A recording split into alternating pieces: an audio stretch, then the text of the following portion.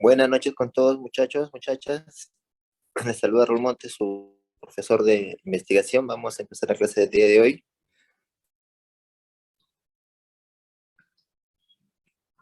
A ver, por favor, si es que están escuchando, levanten su mano virtual para poder empezar Buenas la noches, clase. profesor, sí lo escuchamos. Sí, la escucho, Ok. profesor. Ok. Bien, vamos a continuar la clase. La clase anterior habíamos visto, estábamos analizando el enfoque cuantitativo, ¿sí? Y ahora vamos a continuar con el enfoque, continuando con el estudio de este enfoque. Y podemos ver pues que en la diapositiva, en la primera diapositiva, tenemos el resumen de de las 10 fases de este enfoque. Ya hemos visto la fase 1, que es la idea, la fase 2, planteamiento del problema, la fase 3, que es la revisión de la literatura y desarrollo del marco teórico, la fase 4, que es visualización del alcance del estudio, la fase 5, que es elaboración de la hipótesis, la fase 6, que vimos la clase pasada, que es desarrollo del diseño de la investigación, y ahora nos tocaría la definición y selección de la muestra, la fase 7. ¿Sí? Pasemos a la siguiente diapositiva, por favor. Ok, muy bien. Entonces, ¿qué significa muestra? ¿Qué entendemos por muestra?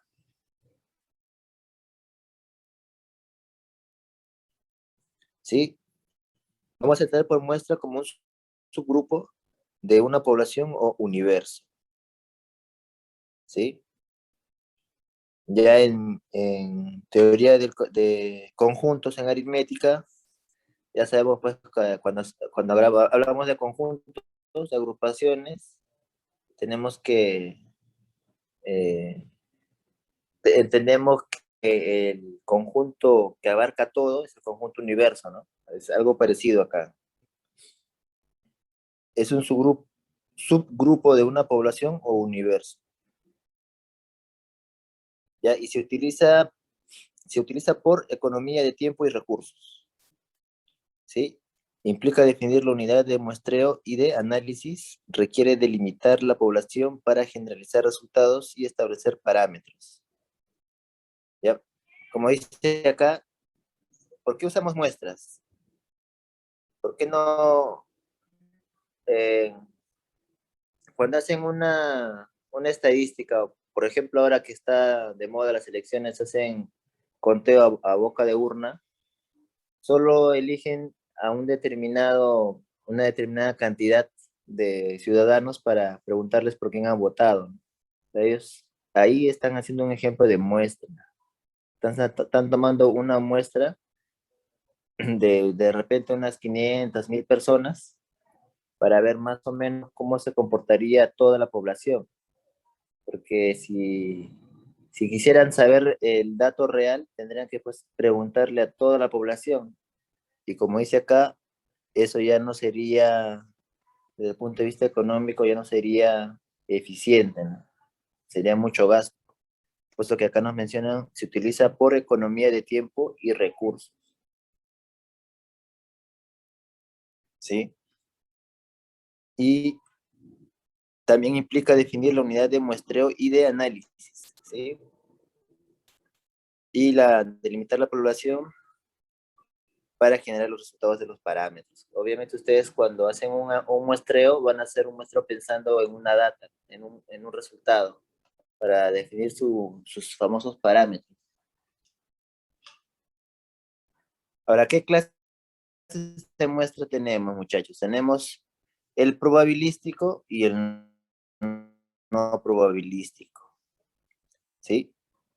Y ahora, el probabilístico se subdivide en tres, o mejor dicho, tiene tres características. Requiere precisar el tamaño de la muestra, selecciona unidades o elementos de muestras por medio de listados o marco muestral o procedimientos. ¿Ya? ¿Y qué tipos son? Son muestra aleatoria, muestra estratificada muestra por racimos o clusters. ¿Sí? Como les había comentado en el enfoque cuantitativo tiene que, al hacer un análisis de variación de variables, se recuerdan que hemos visto ya variables hace 2 clases más o menos, entonces vemos que justamente cuando tenemos variables dependientes, que quiere decir que cuando una variable varía, la otra también se modifica, ¿no? Por eso que son dependientes, dependen uno del otro. Y normalmente en este tipo de investigaciones, estas variables varían bastante. Y al variar bastante, tienes bastante información. Y ya cuando ustedes como investigadores tienen bastante información, ya necesitan el soporte de un software, ¿sí? De un aplicativo que les ayude a ordenar, agrupar y a sacar sus gráficas.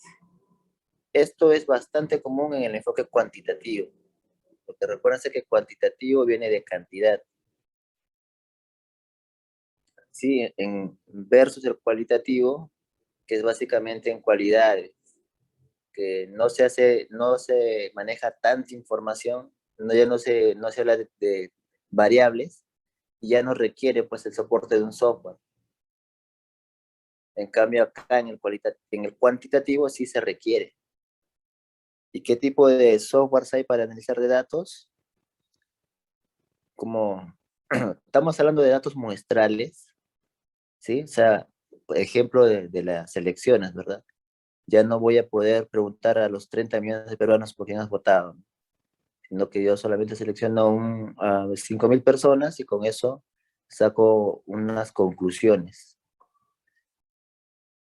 Como yo tengo solo un grupo de datos limitado, lo que voy a hacer es analizar qué tan probables son mis resultados. Por eso es que en este enfoque cuantitativo se ve bastante la probabilística, la probabilidad, se juega bastante, es un rol muy importante, ¿sí? Porque el investigador al no tener, o al usar esta metodología propia del cuantitativo, que es la muestra probabilística, solamente trabajamos con un número definido de datos, ¿sí? Por ejemplo, digamos, ustedes tienen su espacio muestral o su universo, vienen a ser 1.000 datos, ¿sí? Pero ustedes para poder hacer una investigación en un tiempo prudente, con recursos razonables, solamente van a trabajar con 100 datos, ¿sí? Y como solo van a trabajar con 100 datos, ya para hacer la tendencia y generalizar a los 1.000 datos, ya usan la probabilística, ¿no? Las probabilidades. Sí, por eso que este método, muchachos, muchachas, es bastante matemático, pero la matemática no la desarrolla el investigador, sino que se soporta en softwares que ya hacen el cálculo por uno. ¿Sí? Uno de esos softwares es el SPSS, que se usa bastante en estadística, y uno de repente que se puede usar ya, pero de forma más básica, puede ser el mismo Excel. Sí, pero para ya datos complejos, el SPSS es ideal, ¿no? Porque el SPSS maneja variables como correlación, eh, eh, tiene curvas de distribución normal, el chi cuadrado, el t de student, la campana de Gauss normal. O sea, ya ahí ya se incursiona más en el mundo estadístico, ¿sí? Porque recuerden que el estadístico está basado en la probabilidad. ¿Qué tan probable, no? Y eso ya es un mundo muy, muy matemático. Pero no se preocupen que en nuestro caso nosotros, como investigadores, no nos metemos tanto a la matemática de la probabilidad. Simplemente agarramos el software y alimentamos, ¿no? Alimentamos información y ya el software se encarga de darnos los datos. La varianza, la covarianza, la distribución normal y todos los valores que vemos en estadística. ¿Ya? Pero así también como hay muestras probabilísticas, hay muestras no probabilísticas. ¿Y cómo funcionan ellos? cuando seleccionas casos o unidades por uno o varios propósitos. No pretenden que los casos sean estadísticamente representativos de la población. ¿Sí?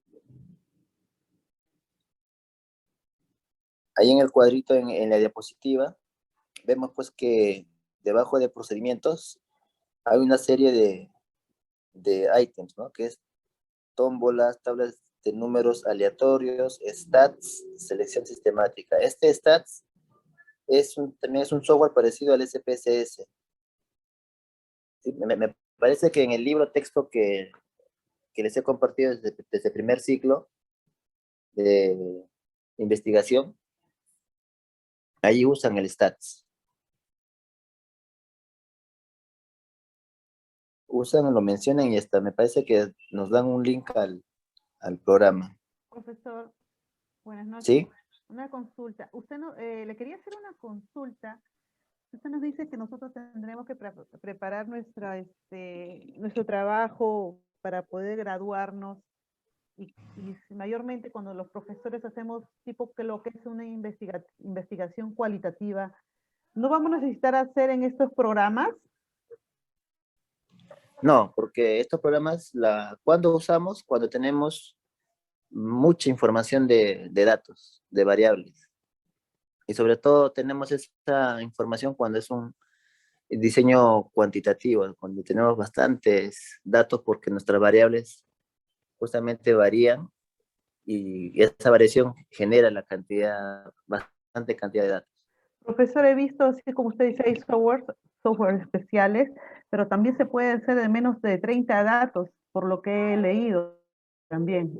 Por ejemplo, el ANOVA, son softwares como el ANOVA, ¿no? Y no es necesario que sean muchos datos. Bueno, Sí, eso es lo que he leído. cuando son pocos datos, lo puedes hacer hasta en un Excel, porque el Excel también tiene funciones de probabilidad. Es más, cuando es pocos datos, hasta lo puedes hacer a mano, sino que ya cuando tienes bastante cantidad de información, hacerlo a mano ya pues es muy tedioso, ¿no? Ya no es práctico. Por eso están esos software de soporte.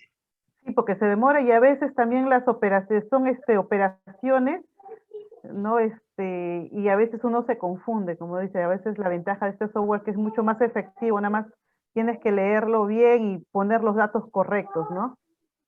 Entonces, eso nosotros lo Así es, podemos utilizar ya cuando hagamos nuestro trabajo, no hay problema. así es, así es. Ya cuando ustedes mismos se van a dar cuenta cuándo van a necesitar el apoyo de un programa, porque van a ver que es demasiada información. Inclusive a veces el Excel también ya cuando la información o la relación que tienen ustedes es compleja, ya tampoco les sirve el Excel, ya tienen que ir a un especializado, que es el STS, el STATS o el SPSS o el que has mencionado, ¿no? Hay varios. Lo que yo les menciono son los más conocidos, los más comerciales. Y profesor, son gratis, o te dan un mes gratis también. No es necesario comprarlo. Ah, sí, sí, eso sí. Todos los softwares, muchachos, todos los softwares sin excepción tienen la versión de prueba. Y por lo general esa versión de prueba es un mes. Todos los softwares tienen esa característica de todas las especialidades, ¿sí? Tanto en ingeniería, en contabilidad, economía, educación, todas las áreas, las especialidades, todos tienen software, muchachos. Ahora no hay nada, no hay ninguna especialidad, ninguna profesión que no tenga el soporte de un software. Para todo hay software, muchachos. Ya la informática ha avanzado tanto que ahora los profesionales tienen un soporte en el software, ¿sí? Y a veces no lo usan o no usamos porque no conocemos cómo informar o cómo ingresar datos en el software. A veces el software es más exigente que el mismo usuario, ¿sí? A veces para usar un programa uno tiene que tener unos conocimientos sólidos sobre ese programa, ¿no? En el caso, por ejemplo, del SPSS, o un software de estadística en general, la persona que lo va a usar tiene que saber estadística, tiene que saber qué es una curva de distribución normal, tiene que saber qué es una correlación, tiene que saber qué es una varianza, qué es una covarianza, porque el software te pide esa información.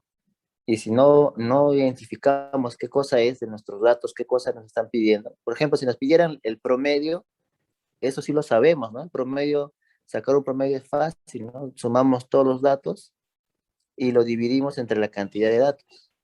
Por ejemplo, ¿no? Ese parámetro que es tan conocido como el promedio lo manejamos, pero cuando te dicen ya ahora ingresa la covarianza, ahora ingresa la variación, ¿qué tipo de distribución normal vas a usar? Como no manejamos el término, decimos, ah, ya, entonces es mejor después lo hago.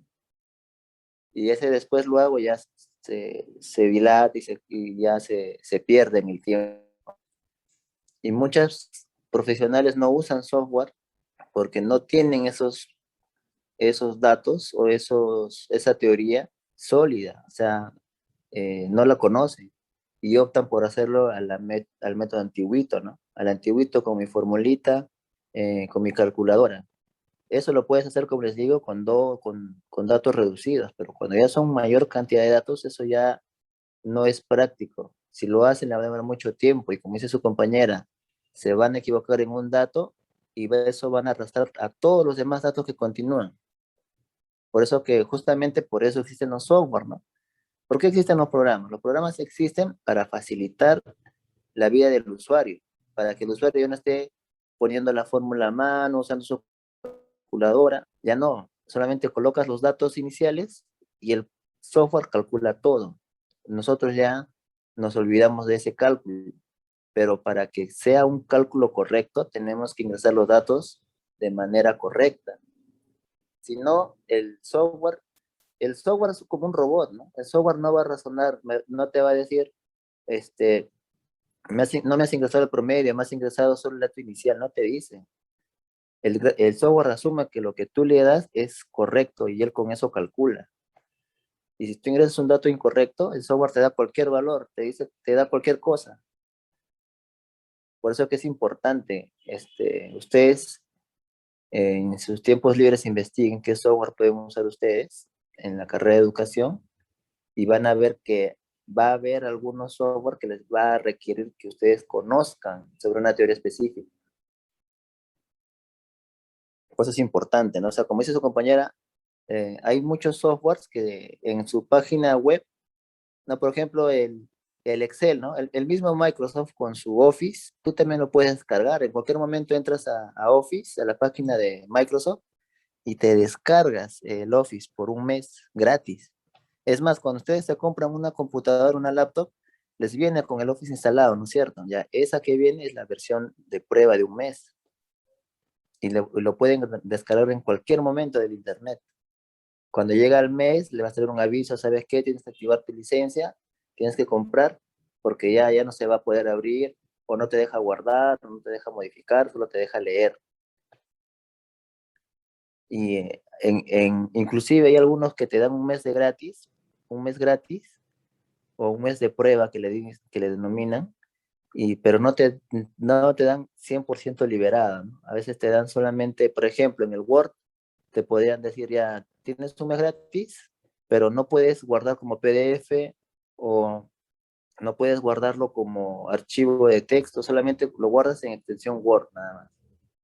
¿Sí? O sea, hay programas que también te restringen esas capacidades o características del software. A veces te dan el modo gratuito, pero restringido. Bueno, ya depende de la política de cada empresa que vende software, ¿no? A ver, a la siguiente diapositiva, por favor.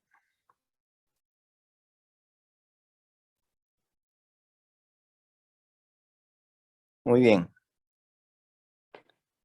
En una investigación siempre tenemos una muestra, es una pregunta. ¿Y qué es la respuesta? No siempre. Pero en la mayoría de las situaciones, sí realizamos el estudio en una muestra. Solo cuando queremos efectuar un censo, debemos incluir todos los casos, ¿no? Un censo y un ejemplo, es el censo nacional, ¿no? Ahí sí, cuando hacemos un censo, no podemos censar a una muestrita, a dos, tres casas, ¿no? Eso ya no es censo, pues, ¿no? En el censo tomamos datos de todos los ciudadanos, sin excepción.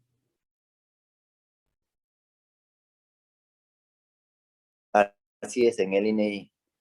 Por ejemplo, los estudios motivacionales en empresas suelen abarcar a todos sus empleados para evitar que los excluidos piensen que su opinión no se tome en cuenta. Las muestras se utilizan por economía de tiempo y recursos. Ojo, ahorita estamos reforzando lo que hemos hecho en la primera diapositiva. ¿Por qué no, por qué en una muestra no tomamos a toda, en una muestra no tomamos el universo? Porque no es porque no es práctico, ¿no? Vamos a invertir mucho tiempo y muchos recursos. Por eso es que las investigaciones, por eso es que existen las investigaciones, ¿no? Para justamente en base a una muestra, con criterio, con un criterio técnico basado en un marco teórico sustentado, podamos concluir la tendencia de esa investigación, ¿no? Pues es importante el método científico. Ahora, ¿qué es lo primero?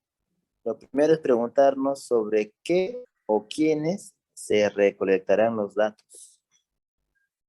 Por ejemplo, aquí el interés se centra en qué o quiénes, es decir, en los participantes, objetos, sucesos o colectividades de estudio, cual depende del planteamiento y los alcances de la investigación. Así, en la situación en que el objetivo sea describir el uso que hacen los niños de la televisión, lo más factible sería interrogar a un grupo de niños.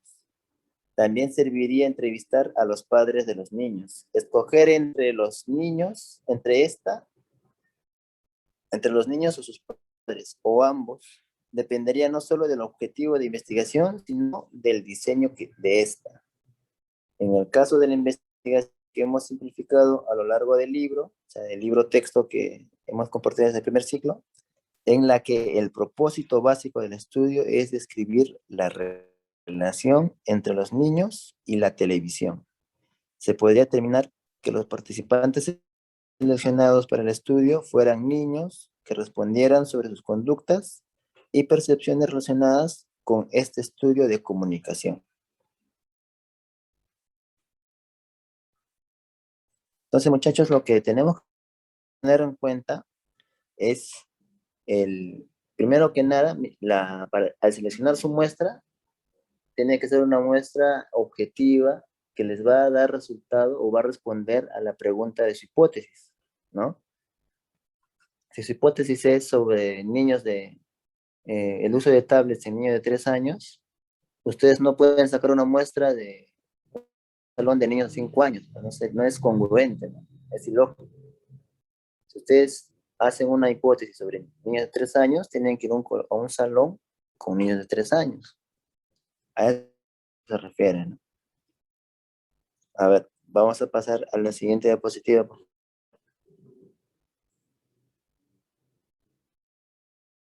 Acá vamos a dar unos ejemplos. A ver, un momentito.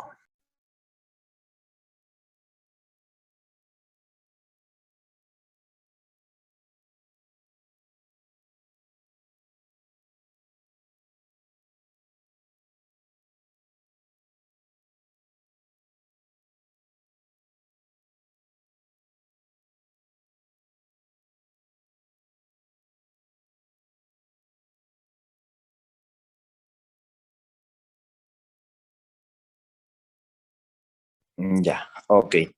A ver, vamos a dar un ejemplo. Una pregunta de investigación. ¿Discriminan a las mujeres en los anuncios de televisión?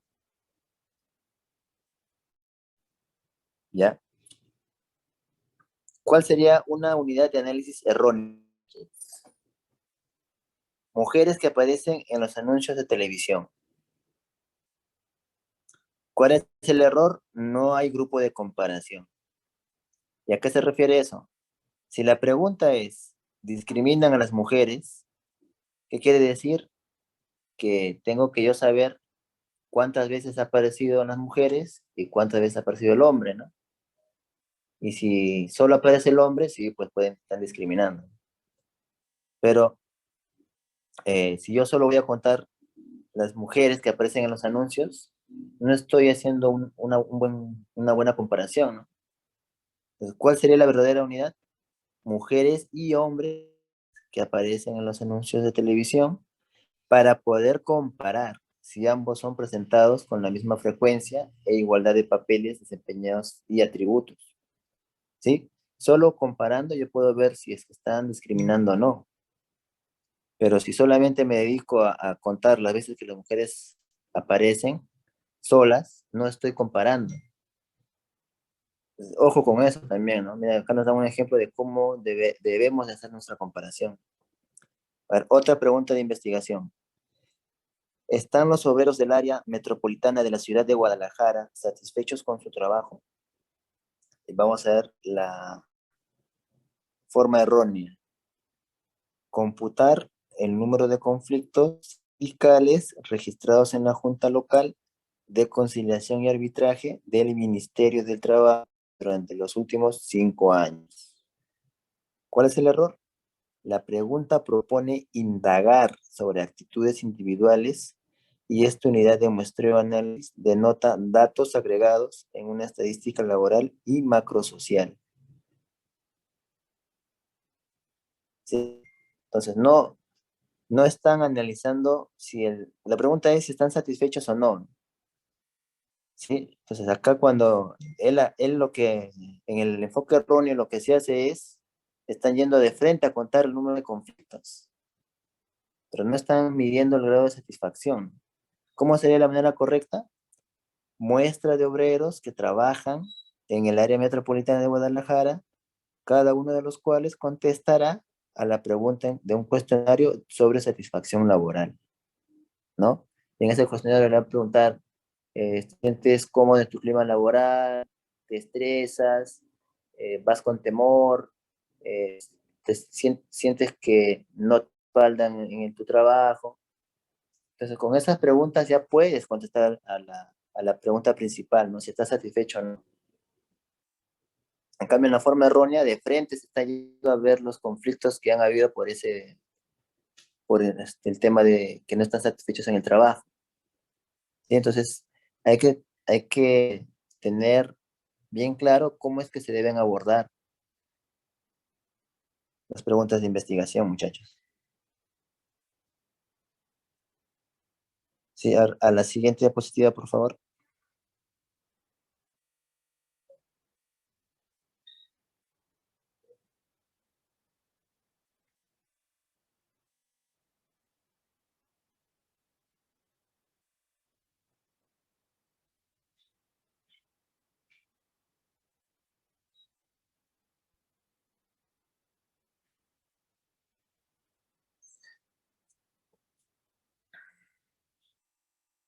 Miss Antonella, por favor, a la siguiente diapositiva.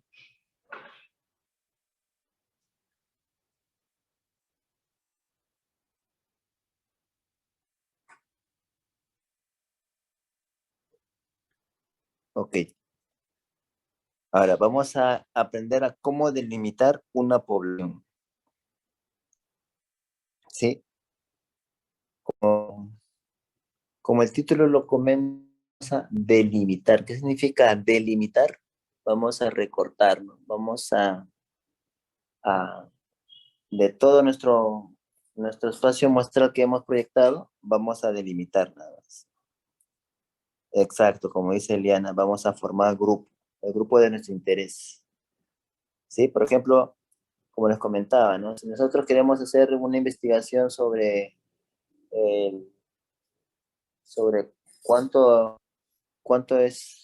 se puede aprovechar o cuán beneficioso es el uso de tablets en niños de 3 a 5 años, entonces al ingresar a una institución educativa, yo tengo que buscar o tengo que indagar sobre el salón de 3 a 5 años. Ya los demás salones no forman parte de mi muestra, de mi muestra inicial, ellos no forman parte. Sí, claro, sí, es así, ¿no? Los involucrados. Entonces, ¿cómo hacemos esto? A ver, una vez que se ha definido cuál será la unidad de muestreo, se procede a delimitar la población que va a ser estudiada y sobre la cual se pretende generalizar los resultados. Así, población es, así una población es el conjunto de todos los casos que concuerdan con una serie de especificaciones. Lo anterior puede ilustrarse con el ejemplo de la investigación. La unidad de muestreo son los niños. ¿Pero de qué población se trata? De todos los niños del mundo, de todos los niños de la República Mexicana. Sería muy ambicioso y prácticamente imposible referirnos a la población tan grande. Así, en nuestro ejemplo, la población se delimitaría en base en la figura, ¿sí?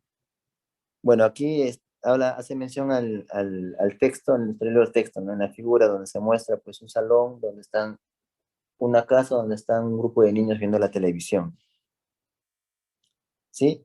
Y de forma esquemática, el, la delimitación de la muestra es como vemos en la parte inferior, ¿no? El universo viene a ser la nubecita de color rojo, y de ese universo yo tengo que seleccionar mi muestra, y esa muestra sería lo que está dentro del círculo celeste, ¿sí? Por eso que ahí le denomina límite de población. Todos los niños del área metropolitana de la Ciudad de México que cursen cuarto, quinto y sexto de primaria en escuelas privadas y públicas del turno matutino. ¿Sí? El rojo sería los niños de México, todos los niños de México. Y lo que está dentro del círculo azul son los niños de cuarto, quinto y sexto de primaria. ¿Sí? A eso nos referimos cuando delimitamos nuestra población. ¿Sí? Por eso también acuérdense de las figuritas que están a la derecha, así como cuando los trabajadores, ustedes han visto que en la vía pública cuando hacen una obra, por seguridad, delimitan su zona de trabajo. ¿Qué quiere decir? Que hacen como una especie de, de cuadrado, así como ven en la figura, donde el trabajador está adentro, ¿no? Y todo lo que está adentro, nosotros no podemos acceder, y así como él no puede salir de esa zona de trabajo. Ese es su área donde él ha cerrado y va a trabajar, no va a romper la pista, la vereda, va a hacer la conexión de un cable, etcétera. Es la misma manera con nuestra delimitación de nuestra muestra. La siguiente diapositiva, por favor.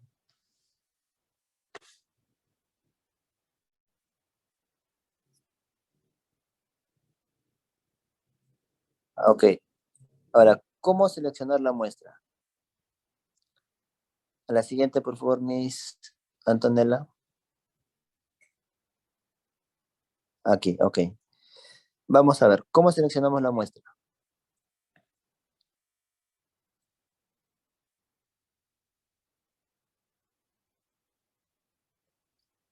A ver, un momentito. Ya. A la, ¿Puede volver, por favor, a la siguiente, antes de esa diapositiva? Ah, ok, ahí. ¿Cómo seleccionamos la muestra? Hasta este momento hemos visto que se debe definir cuál será la unidad de muestreo. Si ya hemos definido nuestra unidad de muestreo, cuáles son las características de la población, en ese entonces o en ese inciso comentaremos sobre la muestra, o mejor dicho, los tipos de muestra, con la finalidad de poder elegir la más conveniente para nuestro estudio. La muestra es, en esencia, un subgrupo de la población.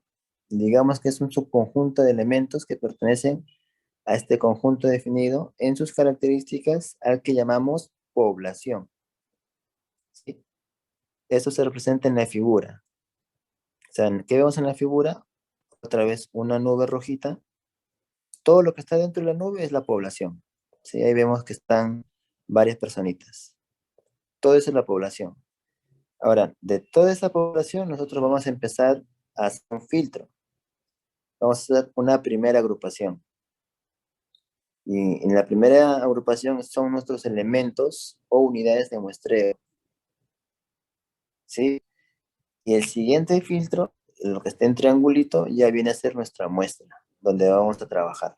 O sea, esa secuencia es la que tenemos que tener para hacer nuestra correcta selección de muestra. En nuestro caso, por ejemplo, si vamos a analizar los niños de 3 años, como les comentaba, la nube rojita sería la institución educativa, el círculo celeste sería las aulas de inicial y el triangulito ya sería el aula de 3 y 5 años. Y así vamos a delimitar nuestra muestra nosotros. Sí, igual es bien rápido, bien práctico, bien fácil de poder darnos cuenta a qué se nos refiere. Y esto lo refuerza pues las figuras que están a la derecha, ¿no? Tenemos una lupa que está enfocando solo a un grupo de personas, de un total de un universo que está ahí, ¿no? Esa es la muestra. Igual que en la figura de la parte derecha inferior, ¿no? Tenés ahí la población, varias personitas, y la muestra es solo un grupo de esas personitas. Sí, es bien importante saber identificar la muestra. En nuestro caso, como les comenté, desde el primer ciclo es fácil, ¿no? ¿Por qué? Porque nuestra muestra son nuestros niños con los que interactuamos, 3, 4, 5 años. Es fácil identificar nuestra muestra. Pero hay otras áreas, otras especialidades donde elegir la muestra es crítico, ¿no? Es bien crítico. Por ejemplo, en las áreas de marketing, cuando van a ingresar un nuevo producto. Cuando era tarde siempre la hacía. Siempre al tercer cap. Ahora hay un audio que se ha activado. Ya, ok. Les comentaba, ¿no? La muestra en otros rubros, como en el marketing, es bien importante, ¿no? Imagínense si es que están queriendo sacar una nueva marca de cerveza, ¿sí? Entonces la muestra tiene que ser pues personas que según las estadísticas son las que consumen más esta bebida. Entonces, obvio, es ilógico que se seleccione pues a menores de edad para ese estudio. O se seleccione a personas que tienen problemas del hígado para ese estudio. Entonces tienen que saber, el que hace el muestreo tiene que tener bastante criterio, bastante conocimiento para seleccionar bien a la muestra, ¿sí? Porque de repente no hacen el filtro o no le preguntan a las personas que van a investigar. Por ejemplo, en el caso de la cerveza, ¿no? ¿Qué sucedería si ellos no preguntan si las personas han tenido problemas en el hígado y los consideran como parte de su muestra de estudio y les hacen consumir, pues, ¿no? La nueva bebida de cerveza? Y en el tiempo esa persona se va a enfermar, va a recaer porque su hígado no está bien. Entonces, cosas como esas, es importante que un investigador lo tenga mapeado. A ver, acá Isaida nos dice, ¿en bares se debe hacer la encuesta o no? Claro, en los bares debería hacer la encuesta, deberías de siempre hacer tu filtro de la salud del consumidor, ¿no? Porque si no te va a arrojar falsos, ¿no? La investigación te va a arrojar el famoso falsos, respuestas falsas. Es como la aplicación de la vacuna, ¿no?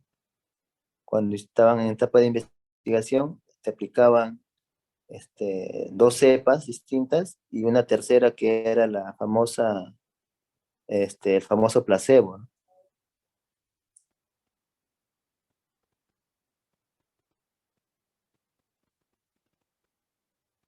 Muy bien. Ahora vamos a ver la muestra. Un ejemplo de cómo vamos a realizar la muestra. A ver, ¿qué dicen en el chat? Primero se debe hacer la encuesta de su estado de salud, si tienen alergia o tienen alguna enfermedad. Exacto. Ese sería un buen filtro, ¿no? También debemos empezar por definir la unidad de análisis del cual se realizará la recolección de los datos. Así es. Así es. Por ejemplo, no vas a ir pues de repente, alguien que no conoce, dice, no, yo voy a hacer mi encuesta de los consumidores. Y justo se va al costado de una iglesia, ¿no? Y empieza a preguntar, ¿usted toma? Todos van a decir que no, pues no, porque son personas religiosas. Entonces, todos esos criterios hay que tenerlos en cuenta al momento de hacer un muestreo. En nuestro caso, como les comentaba, es más fácil porque siempre va a ser nuestro salón de clase, donde ustedes van a dictar. Por lo general, esa es su muestra. Ahí, como quien dice, en esta fase de elegir la muestra, ustedes la tienen fácil, ¿no? No es muy complicado. Ahora, para ya afianzar este tema, vamos a dar un ejemplo. Por ejemplo, vamos a ver, queremos hacer una investigación en, en los niños de 3, 4 y 5 años, ¿ya? Por nuestro famoso ejemplo emblemático del uso de las tablets. A ver, si nosotros queremos saber cómo influyen nuestras tablets en los niños de 3, 4 y 5 años, ¿ya? La investigación ambiciosa sería a nivel nacional, ¿sí? Pero como nadie en sus 5 sentidos va a plantearse esa investigación, no, ya sabemos por qué, porque cuando hagan su factibilidad, ¿qué les va a salir? Van a necesitar mucho dinero y mucho tiempo, ¿sí? Sobre todo, esos dos factores hacen que eso sea inviable, no invertir tanto dinero y tanto tiempo para un resultado que podemos obtenerlo con una muestra más pequeña, no es factible, ¿no? Entonces vemos que dentro del cuadrado rojo están todos los nidos a nivel nacional, ¿sí? A ver, acá comentó algo Eliana, me parece. A nivel del colegio, solo de salón de 3 o 4 o 5 años. Claro, solo del salón de 3 o 4 o 5 años, que es nuestra muestra, nuestro objetivo, nuestro objeto de estudio. Ya entonces, como les decía, dentro del recuadro rojo van a estar todos los colegios inicial a nivel nacional. ¿Ya? Y por cierto, ¿cuántos colegios de nivel existen en todo el Perú? ¿Quién sabe? Mejor dicho, ¿cuántos nidos hay en el... ¿Alguien sabe? ¿Alguien sabe? O bueno, mejor lo dejamos de tarea para la próxima clase, ¿ya? A ver, que investiguen cuántos nidos existen a nivel nacional. ¿Ya? Entonces, continuemos. Como no tenemos ni tiempo ni recursos para un proyecto tan ambicioso como este, tenemos que acortar nuestra muestra, ¿no? Entonces vamos a un siguiente filtro, vamos a hacerlo ya no en todo el Perú, ya no en todos los departamentos, Loreto, Amazonas, Tacna, Piura, Tumbes, ya no, vamos a abocarnos solo en uno que es Amazonas, ¿sí? Pero nos hacemos la misma pregunta, ¿no? ¿Cuántos colegios iniciales hay en el departamento de Amazonas? 100, 200, 300, 500, y otra vez vamos a llegar a la conclusión que no es viable, ¿sí? Eliana Gutiérrez no se sabe, no, en realidad sí se sabe. Podemos encontrar ese dato en el Ministerio de Educación o también en el INEI. Sí, sí, ese dato sí debe estar, sí se puede tener ese dato, sí. En, Claro, en nuestro caso, el número de colegios no, es más que nada por control, ¿no? El Ministerio de Educación debe tener mapeado a todos sus entidades educativas inicial, primaria y secundaria. Es su obligación tener esa información. ¿Por qué es importante? que el ministerio tenga ese dato. A ver, ahí están, dice, a través de la estadística, sí se puede saber, está la dirección exacta. Y más ahora, en esta pandemia, con el regalo de las tablets, se ha tenido que mapear. Claro, y no Profesor, solo bueno, por...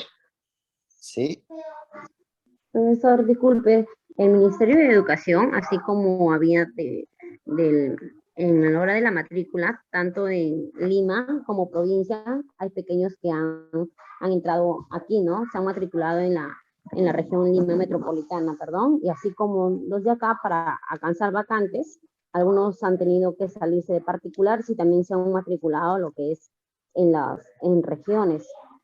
Entonces, el Ministerio de Educación sí tiene mapeado, pero de verdad no sé cuántos, no sabemos, ya que existe una página que se puede sacar hasta las direcciones completas con el código modular nada más.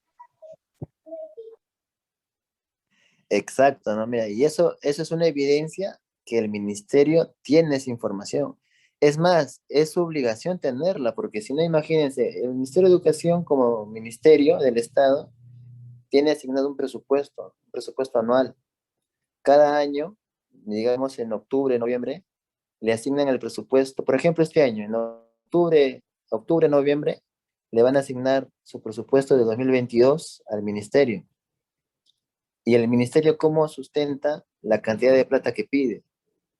Entonces él va a decir, mira, yo tengo 10.000 colegios secundarios, tengo 3.000 primarios, tengo 5.000 de inicial y necesito unos 80 millones de soles para cubrir la planilla de mis docentes, para cubrir la planilla de los auxiliares, para cubrir la planilla de gastos de infraestructura, para cubrir la planilla de tema de libros, de material didáctico, transporte, logística.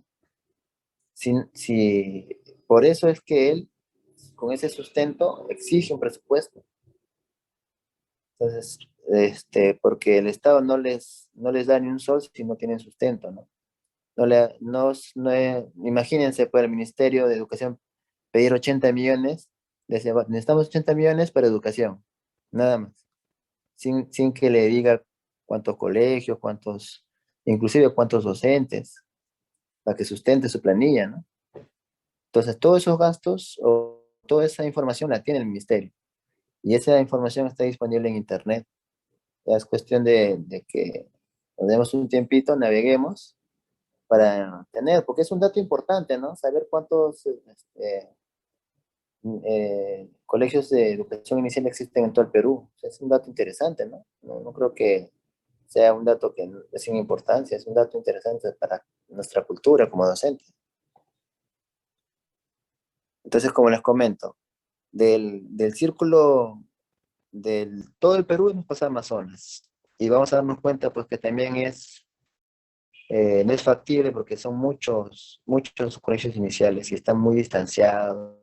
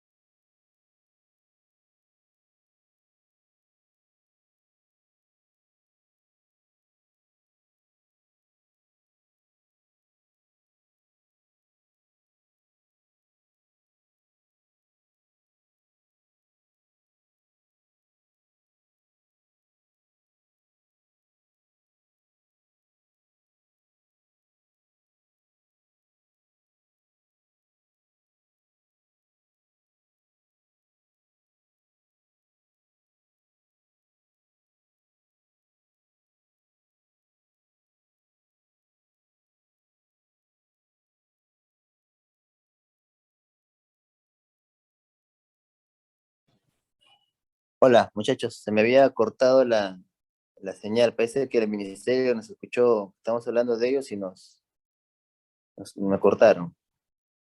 Bueno, continuemos. Entonces, vamos a estar en Bagua y otra vez vamos a estar en el tema que es demasiado. Y entonces tenemos que pasar otro filtro más. Y vamos a ponernos en el Muyo, ¿sí? El Muyo forma parte de Bagua. Y vamos a escoger en el Muyo y vemos que en el Muyo hay un solo colegio inicial. ¿Cuál es? El IEP número 222. ¿Sí? Y ahí vamos a ver que al ser una muestra más razonable, ya ahí podemos tomar nuestra muestra. De repente solo hay eh, 10 o 20 niños de 3 a 5 años. Entonces ya es factible nuestra investigación y es más manejable. Sí, de esa manera es que se hace el estudio de la muestra. A ver, siguiente diapositiva, por favor. Ya, ahora vamos a ver los tipos de muestra que mencionamos al principio. Los probabilísticos y los no probabilísticos. Ustedes ven ahí en la figura una campanita, ¿no? Una gráfica. ¿Sí? Ven una grafiquita ahí que está de color celeste con verde. Ya, eso, muchachos, es la famosa distribución normal, la que está en el centro de las dos gráficas. Esa campanita es bien famosa, muchachos, bien famosa en el mundo de la estadística, la famosa distribución normal del matemático Gauss. ¿Sí? Pues uno de los genios de la matemática, ¿no? Así como Euler, así como Newton, Legendre, toda esa mancha de genios matemáticos que existieron en la antigüedad, ¿no? Y de todos esos genios, el genio de genios fue Gauss, ¿no? Uno de los mejores, ¿no? Hoy creo que se perdió no, yo creo que ¿están viendo la diapositiva, muchachos? Sí, maestro, está bien. Ya, está bien. Sí, Yo me profesor, sí, había está bien. movido acá. Ok. Entonces, esa campanita, cada vez que la vean, muchachos, recuérdense que se usa para estadística, ¿ya? Y como les había explicado, el tema de probabilidades es cuando, en base a la muestra que tenemos, es representativo, vamos a hacer nuestra tendencia, ¿no? Vamos a ver qué probabilidad tenemos de generalizar, ¿sí? Y ya como la probabilidad es un tema matemático, ya es más, ahí ya donde nos pasamos de la investigación ya más a un entorno más numérico, más matemático. Y ahora, y el otro tipo, el no probabilístico, ¿qué nos dice acá? En las muestras no probabilísticas, la elección de los elementos no dependen de la probabilidad, sino de causas relacionadas con las características de la investigación o los propósitos del investigador.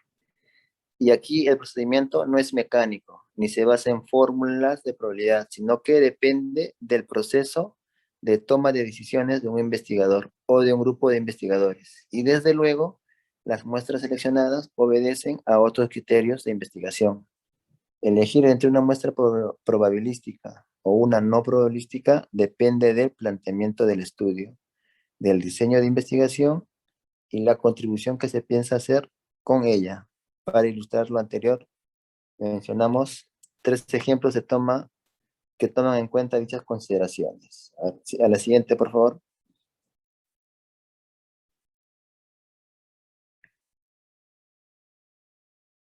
A ver, primer ejemplo. A ver, imagínense, en un primer ejemplo tenemos una investigación sobre el suicidio en prisiones de Estados Unidos. Un buen tema, ¿no?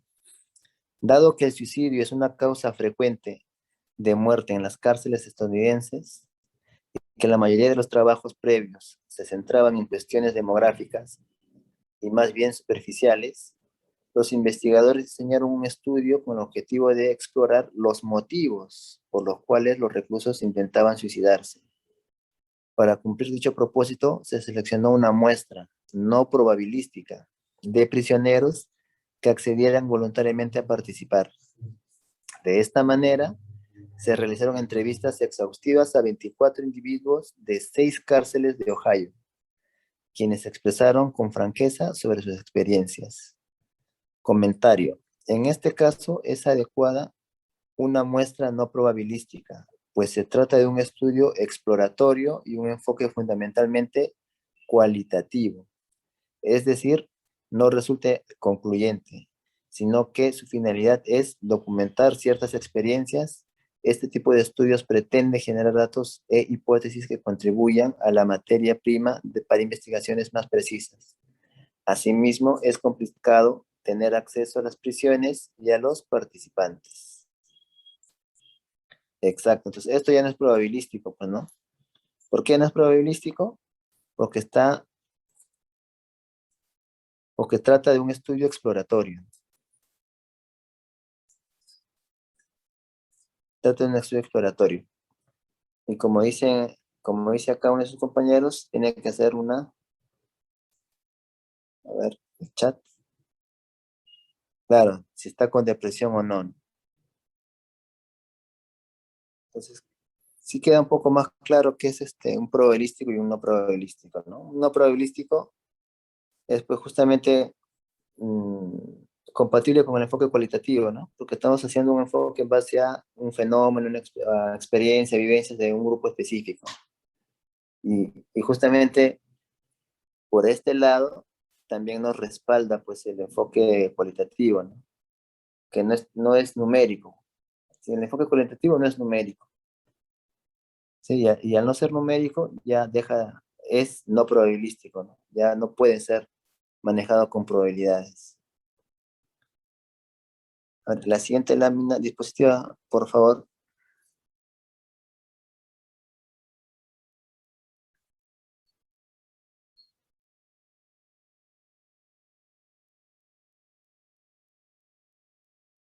A ver, como segundo ejemplo, muchachos. Ya como segundo y último ejemplo. A ver, este ejemplo dice, ¿acaso mencionaremos una investigación para saber cuántos niños han sido vacunados contra ciertas enfermedades y cuántas no en un país? Y las variables asociadas y sus motivaciones. Se conforma una muestra probabilística nacional de, digamos, por ahora, 1.600 lactantes. Y de los datos obtenidos, se toman decisiones para formular estrategias de vacunación, así como mensajes dirigidos a persuadir a la población para que vacunen oportunamente a los niños.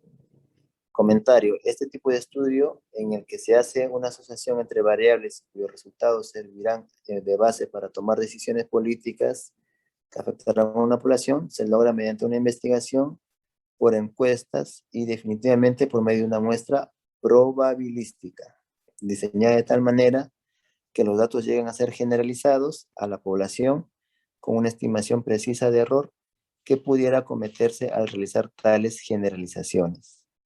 Así es, muchachos, así es.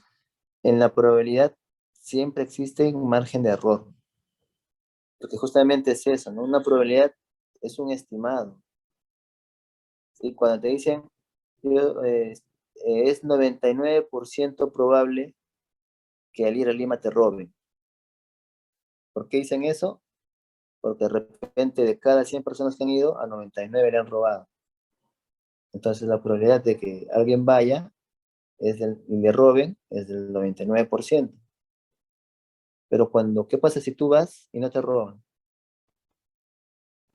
Cuando tú vas y no te roban, a pesar que hay un 99% de probabilidad, pero no te roban. ¿Por qué? Porque eres parte del 1% al que no le roban. ¿Sí? Pues es la probabilidad. Es la probabilidad. Es distinto a que te dijeran, ¿no? Cuando vas a Lima hay un 50% de probabilidad de que te roben. ¿Eso qué quiere decir?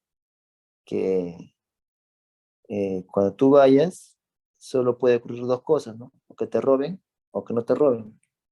Y esa probabilidad está dividida a la mitad, 50-50.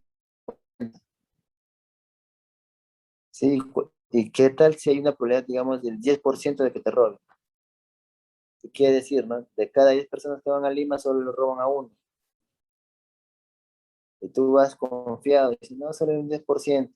Y él está en piña que a ti te roban, ¿no? Entonces, esa es la probabilidad. La probabilidad no es algo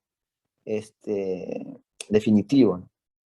Pero que en base al número, o sea, el número me refiero al 90%, 70%, 10%, en base a ese número te ayuda a tomar decisiones, ¿no?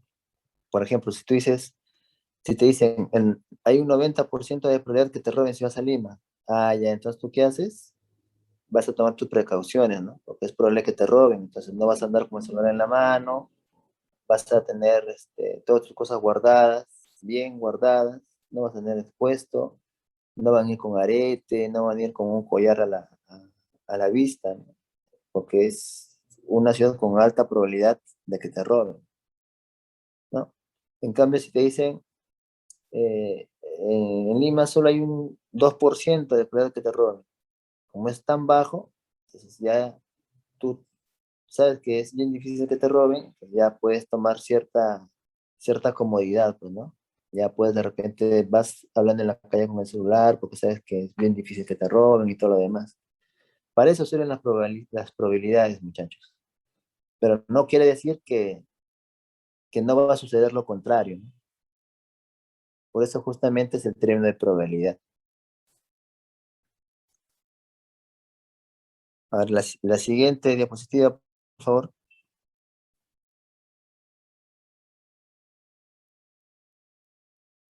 Ya ver. Se diseñó un experimento para determinar si los contenidos violentos de la televisión generan conductas antisociales en los niños. Para lograr tal objetivo se seleccionan en un colegio 60 niños de 5 años de edad de igual nivel socioeconómico e intelectual y se asignan aleatoriamente a 2 grupos o condiciones. Así, 30 niños verían caricaturas sin violencia y otros 30 caricaturas con violencia. Inmediatamente después de la exposición, los niños serían observados en grupos y se medirían sus conductas violentas y no violentas. Ya, ¿qué es el comentario? Esta es una muestra no probabilística. Aunque se asignen los niños de manera aleatoria a las 2 condiciones experimentales, para generalizar a la población se necesitan experimentos repetidos. Un estudio así es valioso en cuanto a que el nivel causa-efecto es más preciso al aislar otras variables. Sin embargo, no es posible generalizar los datos a todos los niños, pues solo se aporta información sobre individuos con las mencionadas características. Se trata de una muestra dirigida y clásica de un estudio de este tipo.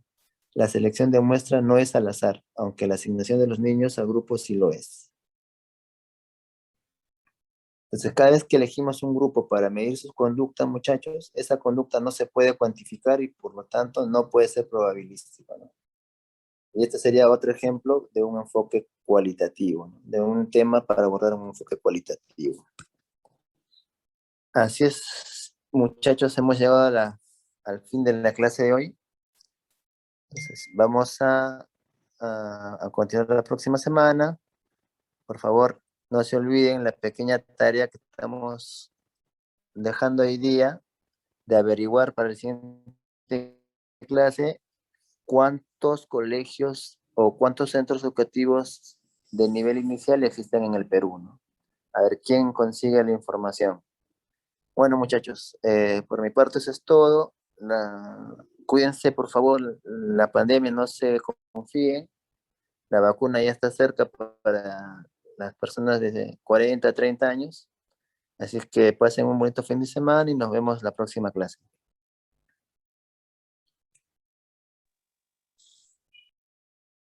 Hasta luego, profesor. Buen fin de semana. Gracias, profesor. Buenas noches.